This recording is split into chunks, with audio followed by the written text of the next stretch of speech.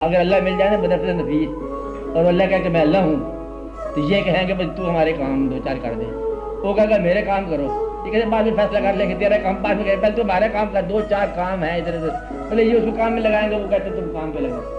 اب ایسے میں نہیں، یہ ہے دقت، یہ ہے قبول نہ کرنے کی بات۔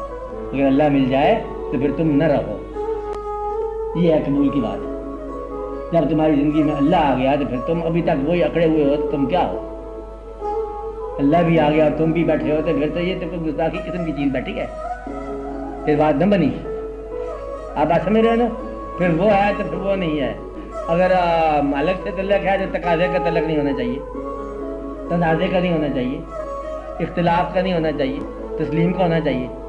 اس لیے اگر تمہیں حالات قبول نہیں ہیں تو سمجھو کہ تم نے ضابطہ قبول نہیں کیا۔ آپ کو بات سمجھ آ رہی ہے؟ کیونکہ اس نے صرف وعدہ یہ کیا ہے کہ میرا تمہارے ساتھ تعلق ہے، دینے لینے کی کوئی بات نہیں ہے، کوئی مرضی ہے تو حالات لے لے،